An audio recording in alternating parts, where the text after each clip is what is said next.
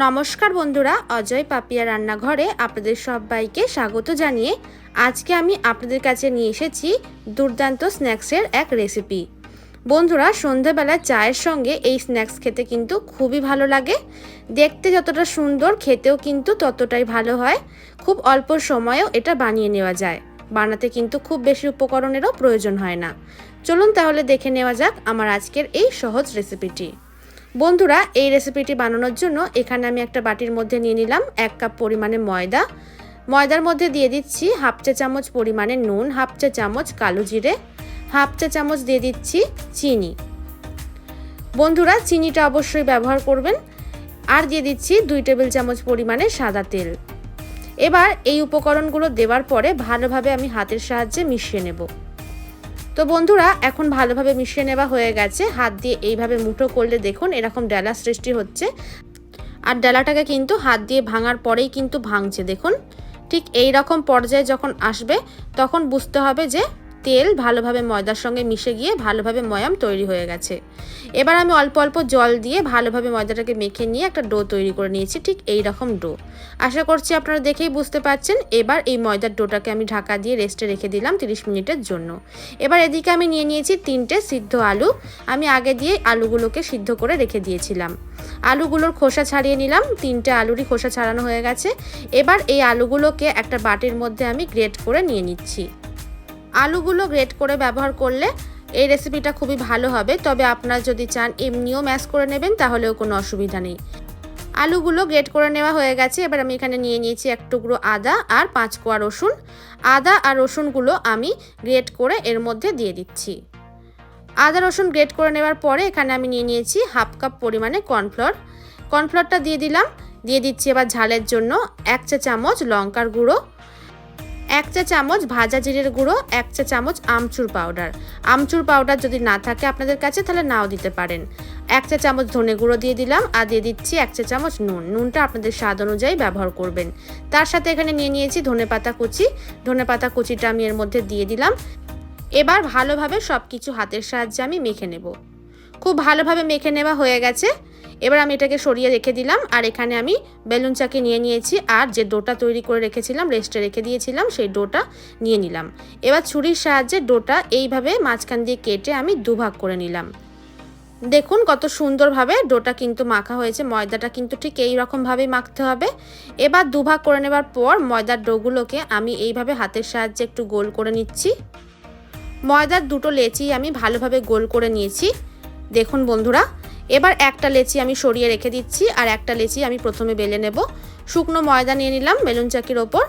এবার এটাকে আমি একটু হাতের সাহায্যে এইভাবে চাপ দিয়ে চ্যাপটা করে নিলাম। তারপরে বেলনা দিয়ে আমি ভালোভাবে বেলে নেব। বন্ধুরা, বড় করে আমি বেলে নিয়েছি। দেখুন বেলুন চাকি কিন্তু আর দেখা যাচ্ছে না, এতটাই বড় করে বেলেছি। আর এটা কিন্তু এইরকম পাতলা করেই বেলে নিতে হবে। মোটা করে বেললে কিন্তু এই রেসিপিটা একদম ভালো হবে না। এবার আর একটা যে লেচি রেখে দিয়েছিলাম, এটাকেও আমি একইভাবে বেলে নেব। দুটো লেচি বেলে নেওয়া হয়ে গেলে এবার একটা লেচির ওপরে যে মিশ্রণটা আমি তৈরি করে রেখে দিয়েছিলাম আলুর পুরটা, সেটা এইভাবে ওপরে দিয়ে স্প্যাচুলার সাহায্যে চারিদিকে চাড়িয়ে নেওয়ার পর ওপর দিয়ে আর একটা বেলে রাখা অংশ, আর একটা বেলে রাখা রুটি দিয়ে দিলাম। তারপরে বেলনা দিয়ে আবার ওপর দিয়ে একটু বেলে নিলাম। এবার নিয়ে নিয়েছি এখানে ছুরির সাহায্যে আমি এবার কেটে নেব। তো বন্ধুরা, এইরকমভাবে প্রথমে আমি কেটে নিচ্ছি। দেখুন আমি যেইভাবে করছি ঠিক এইরকমভাবেই কিন্তু আপনারাও করে নেবেন।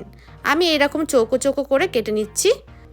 ছোট ছোট চৌকো চৌকো করেই এটা কেটে নিতে হবে। এই রেসিপিটার জন্য কিন্তু বড় বড় করে কাটার কোনো প্রয়োজন নেই। এবার একটা কেটে রাখা অংশ, একটা চৌকো করে কেটে রাখা অংশ আমি নিয়ে নিলাম। এবার দেখুন আমি কিভাবে এটা তৈরি করছি। এইরকমভাবে দুটো কোণ আমি হাতের মধ্যে ধরে এটাকে চেপে দিয়ে এটা এরকম করে নেব। আর তারপরে নিচের দিকের দুটো অংশ ধরে আবার এটাকে চেপে দেবো। একটা কিন্তু তৈরি করে নেওয়া হয়ে গেল। কত সহজে তৈরি হলো আশা করছি আপনারা দেখেই বুঝতে পারলেন। আপনারা ভালোভাবে খেয়াল করুন ঠিক কিভাবে আমি বানাচ্ছি। দুটো কোণ ধরে প্রথমে আমি চেপে দিলাম। তারপরে বাকি যে দুটো কোণ ছিল সেটাকেও আমি চেপে দিয়ে হাতের মধ্যে দিয়ে একটু এরকমভাবে চেপে চেপে নিলাম। আরও একটা বানিয়ে নেওয়া হয়ে গেল। আরও একটা বানিয়ে দেখাচ্ছি। আপনারা ভালোভাবে খেয়াল করে দেখুন কতটা সহজভাবে এটা বানিয়ে নেওয়া যায়। বানাতে কিন্তু খুব বেশি সময়ের প্রয়োজন হয় না। এইরকমভাবে একইভাবে আমি সবগুলো বানিয়ে নেব। তো বন্ধুরা এখানে আমার সবগুলো বানিয়ে নেওয়া হয়ে গেছে। এবার ওভেনের মধ্যে ফ্রাই প্যান বসিয়ে নিয়েছি। ফ্রাই প্যানের মধ্যে পরিমাণ মতো সাদা তেল দিয়ে তেল ভালোভাবে গরম করে নিয়েছি। এবার এক এক করে আমি বানিয়ে রাখা স্ন্যাক্সগুলো দিয়ে দিচ্ছি। বন্ধুরা এতটাই সুন্দর দেখতে এগুলো, মনে হয় যেন তৈরি হওয়ার আগেই খাওয়া যাবে, আর খেতে তো মনই চাইবে না, মনে হবে যে সাজিয়ে রেখে দিই। এবার এগুলোকে আমি মিডিয়াম ফ্লেমে নেড়ে চেড়ে ভেজে নেব। তো বন্ধুরা এই রকমভাবে উল্টে পাল্টে ক্রমাগত আমি নেড়ে চেড়ে ভেজে নিচ্ছি। দেখুন কত সুন্দর রং চলে আসছে আস্তে আস্তে, আশা করছি আপনারা দেখেই বুঝতে পারছেন। হাই ফ্লেমে দিয়ে কিন্তু এগুলো ভাজা করা যাবে না, তাহলে কিন্তু এগুলো পুড়ে যাবে, এগুলো খেতে একটুও ভালো লাগবে না। গ্যাসের ফ্লেম মিডিয়ামে রেখে আমি ভালোভাবে নেড়ে চেড়ে এইরকমভাবে ভেজে নিয়েছি। দেখুন কত সুন্দর রং চলে এসেছে। এইরকম রং চলে আসলেই বুঝতে হবে এগুলো ভাজা হয়ে গেছে। একই রকমভাবে আমি সবগুলো ভেজে নিয়েছি। আর কতটা মুচমুচে হয়েছে আশা করছি আপনারা আওয়াজ শুনে নিশ্চয়ই বুঝতে পারছেন। যতটা দেখতে সুন্দর হয়েছে খেতেও একদম খুবই টেস্টি হয়। সন্ধ্যাবেলায় 1 কাপ গরম চা আর তার সঙ্গে এইরকম একটা স্ন্যাক্স থাকলে তাহলে তো আর কোনো কথাই হবে না, সন্ধ্যাবেলায় একদম জমে যাবে। দেখুন একটা ভেঙেও আপনাদেরকে দেখাচ্ছি কতটা সুন্দরভাবে ভেতরটাও তৈরি হয়েছে। তাহলে বন্ধুরা আপনারাও দেরি না করে চটপট বানিয়ে ফেলুন বাড়িতে। তারপরে আমাকে কমেন্ট করে জানাবেন যে আপনাদের কেমন লাগলো।